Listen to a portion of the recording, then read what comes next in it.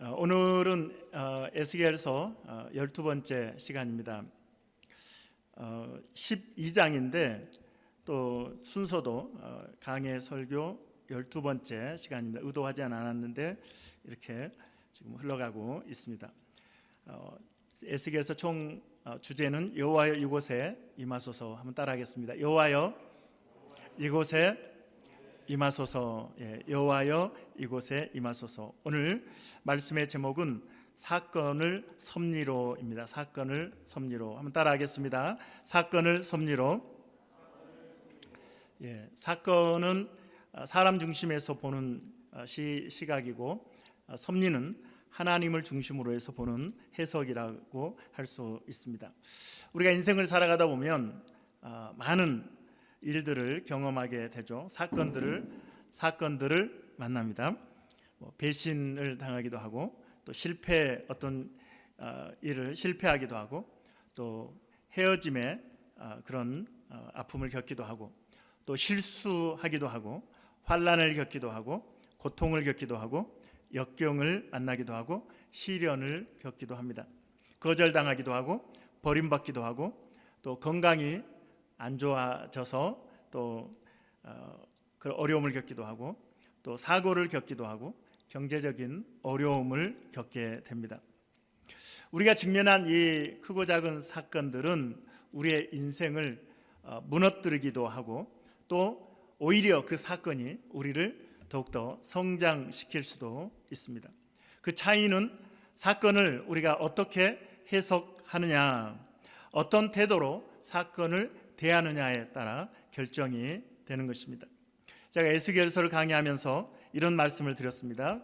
교회와 성도들은 세상이 볼 수 없는 것들을 보고 들을 수 없는 것들을 보는 공동체요 성도들이다라는 말씀을 드렸습니다. 기억나십니까? 쇼츠로도 제가 보내드렸는데, 사건은 이 땅을 살아가는 모든 사람들이 겪는 일입니다. 하지만 그 사건을 하나님의 섭리로 보는 시각은 바로 교회요 성도들이 가질 수 있는 축복이요 특권이 되는 것입니다. 물론 교회 안에 있다고 해서 모든 사건을 섭리로 보는 것은 아닙니다.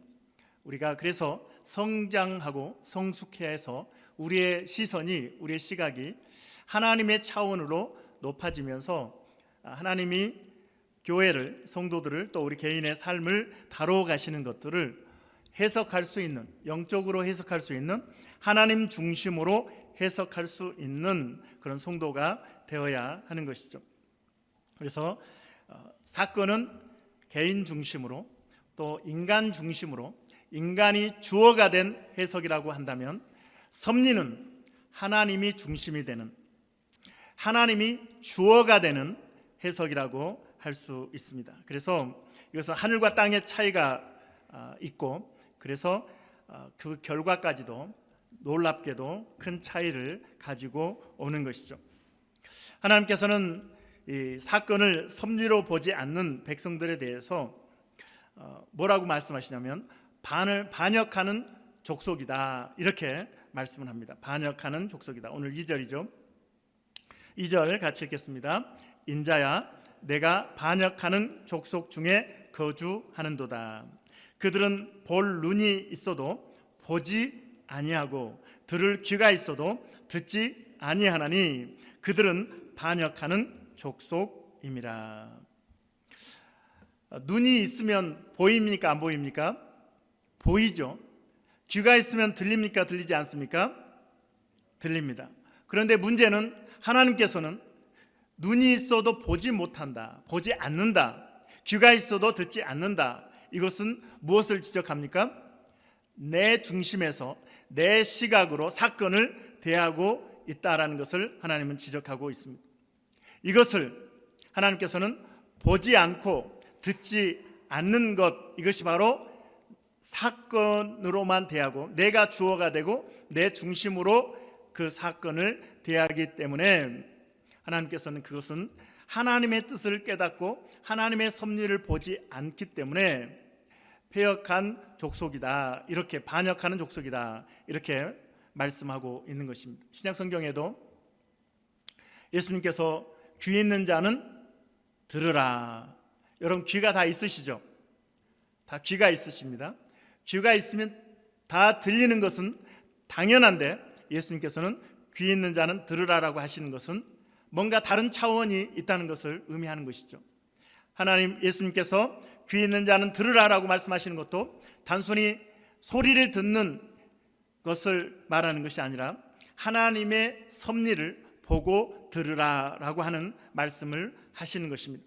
오늘 본문 12장에서 하나님께서는 하나님의 섭리를 보지 못하고 사건을 대하는 이스라엘 백성들에게 말씀하고 계시고 또 오늘 저와 여러분에게도 하나님이 말씀하신 줄 믿습니다. 하나님의 음성을 들을 수 있는 우리 성도들이 되어지기를 주님의 이름으로 축원합니다.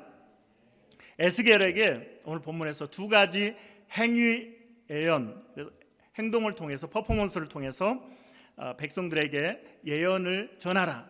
다시 말해서 이 백성들이 나름대로 자기가 해석하는 자기 인간 중심의 해석을 하나님이 지적하시면서 에스겔의 행위 예언을 통해서 하나님의 섭리를 깨닫도록 말씀하고 있는 것이죠. 첫 번째 행위 예언은 포로 행장 예언입니다. 포로 행장 예언 3절로 6절 우리 같이 읽겠습니다. 3절 시작. 인자야 너는 포로의 행장을 꾸리고 낮에 그들의 목전에서 끌려가라. 내가 내 처소를 다른 곳으로 옮기는 것을 그들이 보면 비록 반역하는 족속이라도 혹 생각이 있으리라. 너는 낮에 그들의 목전에서 내 포로의 행장을 밖에 내놓기를 끌려가는 포로의 행장같이 하고 저물 때에 너는 그들의 목전에서 밖으로 나가기를 포로되어 가는 자 같이 하라. 너는 그들의 목전에서 성벽을 뚫고 그리로 따라 옮기되 캄캄할 때에 그들의 목전에서 어깨에 메고 나가며 얼굴을 가리고 땅을 보지 말지어다. 이는 내가 너를 세워 이스라엘 족속에게 징조가 되게 함이라 하시기로. 포로로 끌려가는 이 퍼포먼스를 하고 있습니다.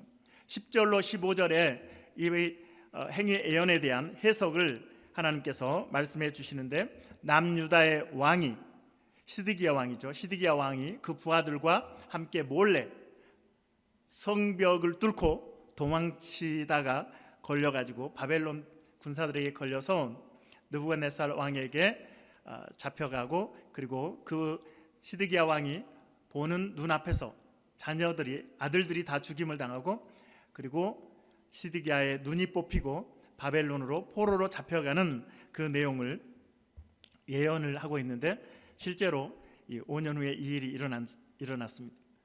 혹시 오늘 이 내용을 읽으셨어요? 오늘 성경 통독 예레미야 39장에 이 내용이 정확하게 나옵니다. 한번 놀랍시다.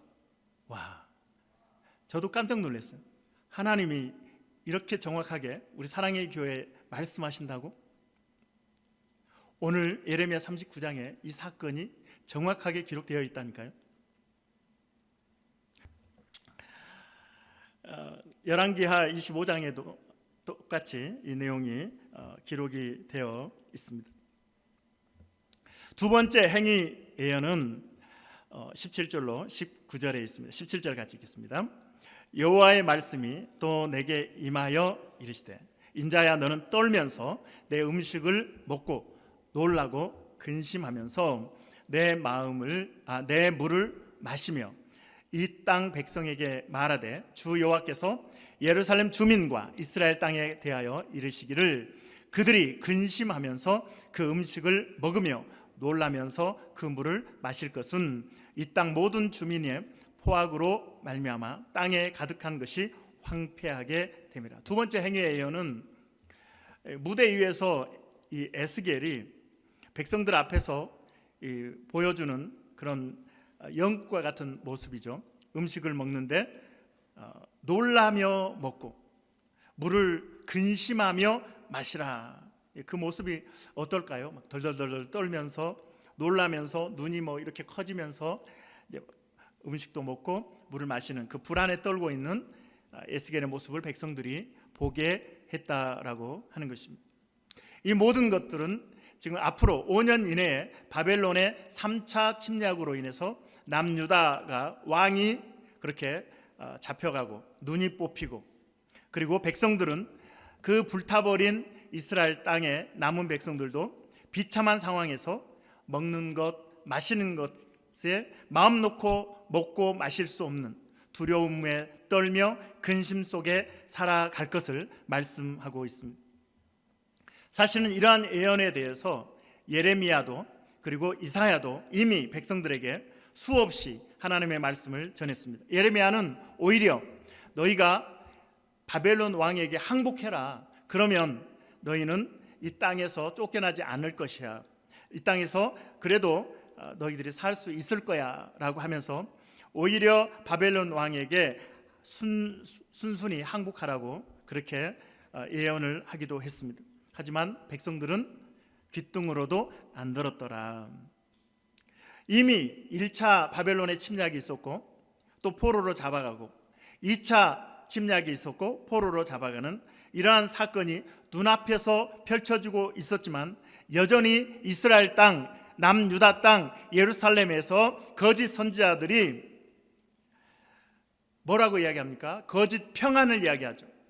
우리는 하나님의 택한 백성이다, 우리는 아브라함의 후손이니 절대 망하지 않을 것이야, 우리는 예루살렘 성전이 있으니 하나님이 우리를 지켜주실 거야 라고 그렇게 거짓 예언을 하고 있었고 백성들은 그 거짓 선지자의 말을 듣고 있었다라고 하는 것입니다. 오늘 본문에 보면 거짓 속담과 허탄한 묵시와 아첨하는 복술이 이렇게 돌아다녔는데 이제 다시는 그 땅에 거짓된 속담과 헛된 묵시와 아첨하는 복술이 있지 않을 것이라고 하나님이 말씀하십니다. 이스라엘이 멸망하니 더 이상 돌아다니는 거짓 속담도 허탄한 묵시도 아첨하는 복술도 있지 않게 되겠죠. 그리고 그 뜻은 무엇입니까? 인간적인 생각, 인간의 세계관, 인간의 사상, 인간 중심의 어떤 사건을 대하는 그 말들이 거짓된 속담으로 돌아다니고 허탄한 묵시였고 아첨하는 복술이었기 때문에 하나님께서는 그들을 심판하심으로 이제 다시는 남유다가 멸망해버리기 때문에 이런 일들이 있지 않을 것이다. 자, 22절로 25절 같이 읽겠습니다. 22절, 인자야 이스라엘 땅에서 이르기를 날이 더디고 모든 묵시가 사라지리라 하는 너희의 이 속담이 어찌 됨이냐. 그러므로 너는 그들에게 이르기를 주 여호와께서 이같이 말씀하시기를 내가 이 속담을 그치게 하리니 사람이 다시는 이스라엘 가운데서 이 속담을 사용하지 못하리라 하셨다 하고, 또 그들에게 이르기를 날과 모든 묵시의 응함이 가까우니 이스라엘 족속 중에 허탄한 묵시나 아첨하는 복술이 다시 있지 못하리라 하라. 나는 여호와라. 내가 말하리니 내가 하는 말이 다시는 더디지 아니하고 응하리라. 반역하는 족속이여 내가 너희 생전에 말하고 이루리라. 나 주 여호와의 말이니라 하셨다 하라. 사건에 대해서 하나님의 섭리로 해석하지 못하는 그 백성들의 말은 이것이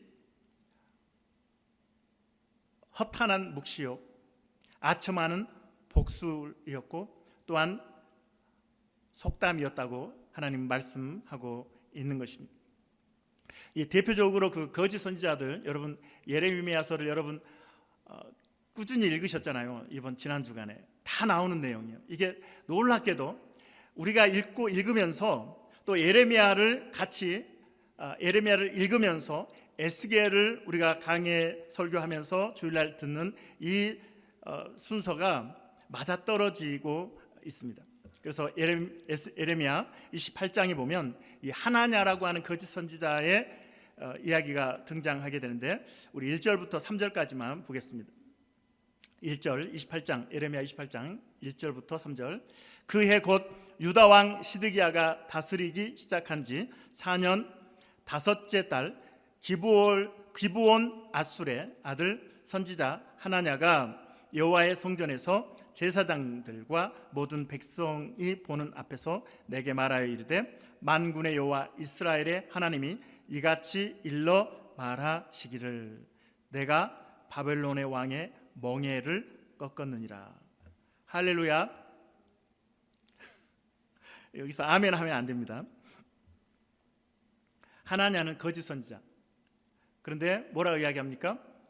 하나님이 바벨론 왕의 멍에를 꺾었다라고 하나냐가 백성들에게 또 제사장들에게 이야기를 하고 있는 거죠. 거짓 예언을 하고 있는 것입니다. 3절 내가 바벨론의 왕 느부갓네살이 이곳에서 빼앗아 바벨론으로 옮겨간 여호와의 성전 모든 기구를 몇 년 안에? 2년 안에 다시 이곳으로 되돌려 오리라. 할렐루야. 2년 안에 회복시킨다고 거짓 예언을 하고 있는 거죠. 하나님은 예레미야에게 에스겔에게 뭐라고 말씀하십니까? 70년이 지나야 하리라. 70년을 말씀하시지만 거짓 선지자 하나냐는 이제 다 됐어. 2년이면 돌아올 거야. 바벨론 왕의 멍에를 꺾어버렸어. 이렇게 이야기를 하죠. 결국 몇 개월 뒤에 하나님께서 하나냐 선지자를 거짓 선지자를 치셔서 죽이십니다. 예레미야 선지자는 또 에스겔 선지자는 남유다가 전쟁과 기근과 전염병으로 큰 고통을 당하고 바벨론에 의해서 망할 것이다 라고 예언을 했는데 하나님 말씀 그대로 전한 거죠. 그런데 백성들이 듣기에는 누구의 예언이 더 좋습니까? 하나냐가 하는 소리가 훨씬 좋죠. 하나님이 바벨론 왕의 멍에를 꺾어버렸다. 하나님께서 지금 성전에서 빼앗아간 성전 기구들 2년 안에 다 돌아오게 할 것이다. 그 말은 포로에서 돌아오게 할 것이다. 이스라엘을 회복시킬 것이다 라고 하나냐는 예언을 했던 것이죠. 그러나 하나님의 진짜 선지자들 예레미야나 에스겔 같은 선지자는 바벨론에 의해서 망할 것이다 라고 이야기를 했으니 아마 저도 그렇고 여러분도 그렇고 앞에 하나냐가 있고 예레미야가 있고 또 에스겔이 있다고 하면 우리는 하나냐의 말에 더 귀를 기울이고 그 말을 오히려 하나님 말씀이라고 믿고 싶어 하고 믿었지 않을까라는 생각을 하게 됩니다. 그렇지 않아요? 솔직한 심정으로 포로로 잡혀가고 70년이라고 하는 포로 생활보다는 2년 안에 모든 것이 해결되는 것을 우리는 원했을 것입니다. 그러나 여기서 중요한 것은 하나님의 뜻이죠. 하나님의 섭리가 중요한 것입니다.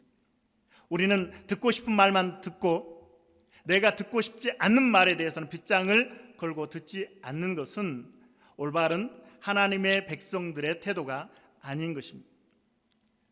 입에 쓴 약이 몸에 좋다라는 말이 있죠. 그렇죠? 입에 쓴 약이 몸에 좋다. 우리는 죄의 본성을 가지고 살아가는 사람들입니다. 그렇기 때문에 우리가 기본적으로 인정해야 되는 것은 내가 지금 갖고 있는 마음에 품은 생각, 내가 하고 있는 말, 내가 보고 있는 것들, 내가 행동하는 것들은 기본적으로 죄와 긴밀하게 연결되어 있다. 죄에 대해서, 죄에 의해서 오염되어 있는 내 생각이고 내 말이고 내 행동일 수 있다는 생각을 하는 것이 정직한 것입니다. 내가 의롭다 옳다라고 하는 것은 스스로를 하나님을 속이는 것이죠. 그러므로 우리가 하나님 말씀 들으면 부담스러워야 합니다. 여러분 하나님 말씀을 들으시면 부담이 되시나요? 마음이 때로는 말씀에 찔려서 아파야 합니다. 왜냐하면 내 생각이, 내 말이, 내 행동이 사실은 하나님의 뜻과는 다른 방향으로 나아가고 있는 경우들이 많이 있기 때문에 그렇습니다. 말씀 앞에 무릎 꿇는 것이 결코 쉽지 않거든요. 마치 무릎에 기부스를 한 것처럼 하나님의 말씀에 무릎을 꿇는 것은 어려운 일입니다. 우리가 교회를 오래 다녔지만 그러나 우리의 신앙생활은 굉장히 종교적일 수 있습니다.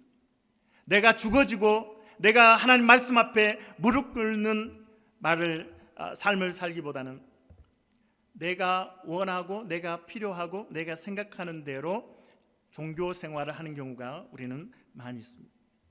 이것이 반역한 백성이고 패역한 백성의 모습이라는 것을 우리는 경각심을 가지고 하나님의 음성을 들어야 할 것입니다. 제가 지난주에 가수 유열 아시죠? 모르시나요? 가수 유열. 예. 저만 쓰레기?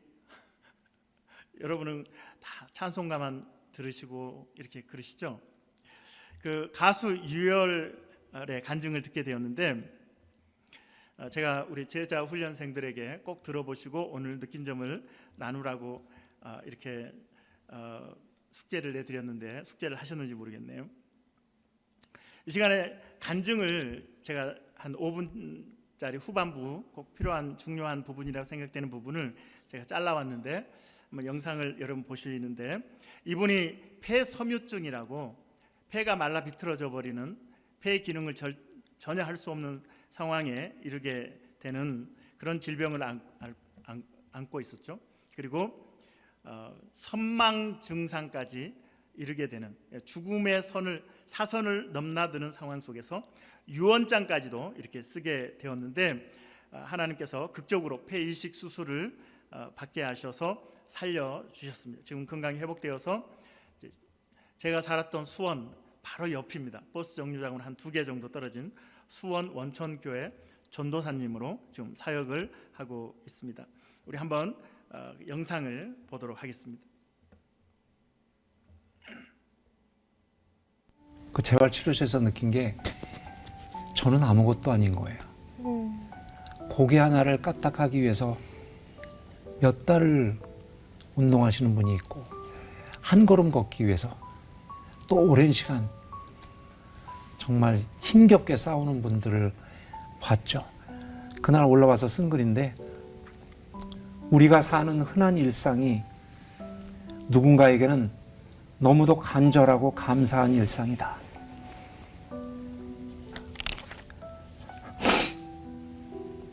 (9월 21일) 날 이때가 제가 회복 잘 되다가 한번 떨어졌어요. 그게 급성 폐 손상이라고 하는데 그게 어떤 바이러스에 좀 침투가 됐던 것 같아요. 내 시계의 시간은 멈춘 듯하나 주님의 시계는 흐르고 있다. 잠잠히 기다리자. 그때 로마서 말씀이 너무 와닿았습니다. 5장 3절에서 4절. 우리가 환난 중에도 즐거워하나니 이는 환난은 인내를, 인내는 연단을, 연단은 소망을 이루는 줄 알미로다. 아멘. 맞습니다. 평상시에 감사합니다. 읽었던 다 알던 말씀이지만 아멘. 병실에서 그 지금 감사 노트에 적을 때의 그 느낌은 완벽하게 다른 그럼요. 살아있는 말씀으로 다가왔겠네요. 그럼요. 마치 나 한 사람을 놓고 주신 말씀처럼. 특히 시편이 네. 왜 특히 힘든 이들에게 네. 거의 마음껏 토로도 하고, 네. 그죠? 마음껏 원망도 하고. 네. 또 그리고 네. 또 마음껏 또 찬양도 하는 찬양도 하고. 네. 그런 노랫말들이잖아요. 예. 정말 와닿았어요. 예. 또 이렇게 병원에서 감사 노트를 이렇게 쓰셨잖아요. 근데 또 유언장도 쓰셨다고 하시더라고요. 제가 수술하고 한 4, 5일 정도 지난 후쯤에 그 부정맥 때문에 잠깐 띠띠띠띠 되는 게 띠게 되는 예. 순간 한 2번 정도 있었어요. 예. 그러니까 간호사분들, 의사분들 막 뛰어들어오고 그래서 갑자기 그때가 온다면 너무 아쉬울 것 같은 거예요. 그래서 몰래 썼죠. 써서 중환자실에 그 대장 교수님한테 맡겼어요. 제가 무슨 일이 있으면 아내에게 좀 전해달라고. 2장짜리 글이었는데 나중에 중환자실에서 준중환자실로 옮길 때 그분이 나한테 돌려주시면서 아내한테 말고 유엘님에게 돌려드리게 돼서 정말 기쁘다고. 아유, 그러네요. 아유. 그래서 내용은 첫째, 여호와 하나님을 경외하는 삶. 아들에게 당부했죠. 제가 좀 더 이른 나이에 그러지 못했음을 고백하고 당부하는. 그리고 두 번째로 쓴 게 많이 사랑하라고. 그리고 세 번째로 많이 용서해주고 많이 포용해주라고. 네. 그리고 마지막에 쓴 게 우리가 사는 모든 일상이 하나님의 선물이고 기적이다. 네. 늘 감사하면서 그 시간을 살으라고. 근데 다 적고 보니까 사실 그 유언장이라는 게 죽음 앞에서 가장 하고 싶었던 말을 쓰는 거잖아요. 네. 다 쓰고 보니까 성경에서 가장 중요하게 말씀해 주신 것들을 적은 거예요. 그게 너무 신기하고 너무 감사했어요. 네.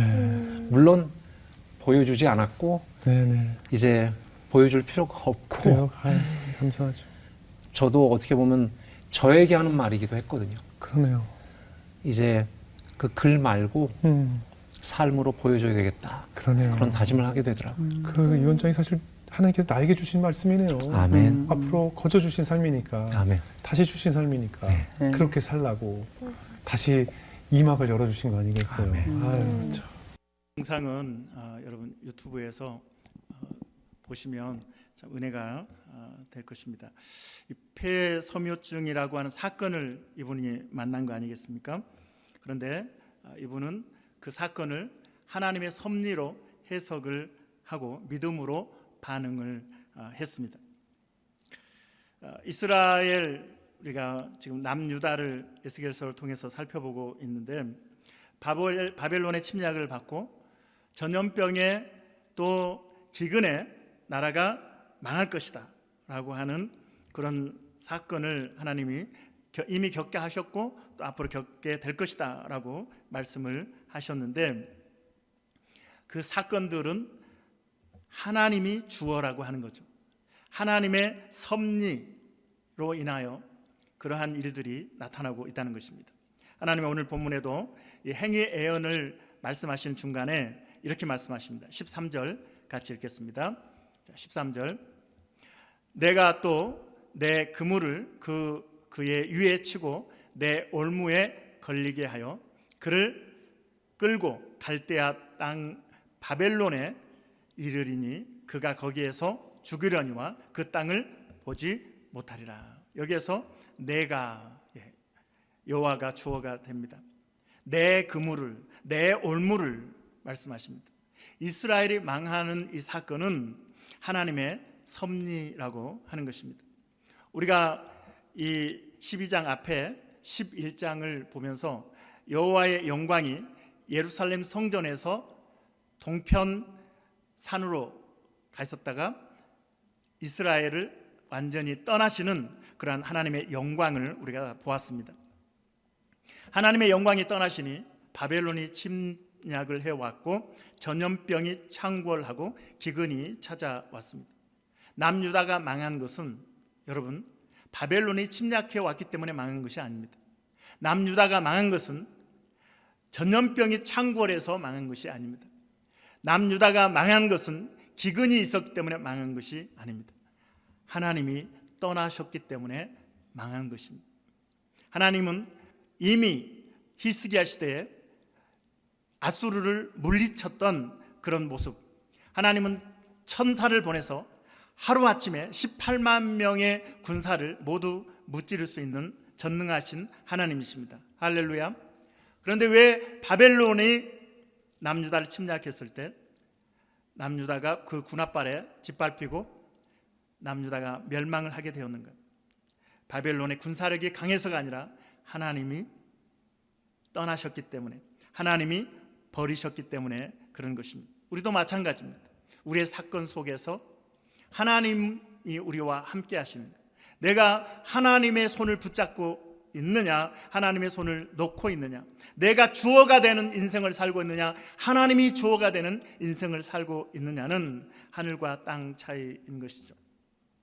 오늘 마지막 절 28절에도 한번 같이 읽겠습니다. 그러므로 너는 그들에게 이르기를 주 여호와의 말씀에 나의 말이 하나도 다시 더디지 아니할지니 내가 한 말이 이루어지리라. 나 주 여호와의 말이니라 하셨다 하라. 하나님이 말씀하신 것들을 하나님은 신실하게 이루십니다. 매일 기도하십시다. 매일 말씀 앞에 무릎을 꿇읍시다. 말씀을 통독합시다. 왜요? 하나님의 보호 아래 우리 성도들을 세워놓기 위해서, 우리 성도들이 주어가 되는 인생이 아니라 하나님이 주어가 되는 인생을 사시고 하나님이 지키시고 도우시고 돌보시는 인생을 살라고 기도회, 새벽 기도회에 참여하시라고, 성경을 통독 같이 하시자고 계속해서 말씀을 드리고 있는 것입니다. 이제 말씀을 마무리하도록 하겠습니다. 성도들이 우리의 현실 속에서 일어나는 수많은 사건에 일비일희하지 않고 하나님의 섭리로 우리가 해석하며 살라고 오늘 말씀하고 있습니다. 그러기 위해서는 우리 유열 전도사님이, 이제는 전도사님이세요, 전도사님이 하는 말처럼 기도와 말씀에 집중하면서 기다리고 인내하는 삶을 살아야 합니다. 한번 오리 그림 하나 올려주세요. 자, 오리가 물 위를 떠가는 모습을 보면, 수면 위만 보면 아주 평화롭게 물 위를 이렇게 지나다니는 것 같아요. 그런데 물 수면 아래를 보면 어떻습니까? 오리가 뭐 하고 있을까요? 오리 발이 열심히. 여러분 그렇게 상식이 없으세요? 잘 모르시나요? 오리가 수면 아래서는 발이 얼마나 열심히 움직이고 있는지, 그렇죠? 그러니까 위에서 볼 때에는 오리가 둥둥둥둥둥둥둥둥 떠다니는 것 같은데 오리 발은 열심히 움직이고 있는 거예요. 우리의 신앙생활에서 기도와 말씀, 하나님과 매일매일 동행하는 그 몸부림은 바로 오리의 발과 같은 것이죠. 하나님의 은혜가 필요합니다. 하나님의 은혜가 아니면 저는 살 수 없습니다. 하나님 앞에 무릎 꿇고 기도하고 하나님의 말씀이, 주의 말씀이 내 발의 등이요 내 길에 빛입니다. 주여 말씀으로 나를 인도해 달라고 매일매일 성경을 읽고 묵상하면서 큐티하면서 발을 열심히 하나님 앞에서 젓는 거죠. 그러면 겉으로는 평안하게 물 위를 떠다니는 모습을 보이게 되는 것이죠. 진정한 평안, 참된 안식, 하나님으로부터 오는 것을 여러분 믿으시길 바랍니다.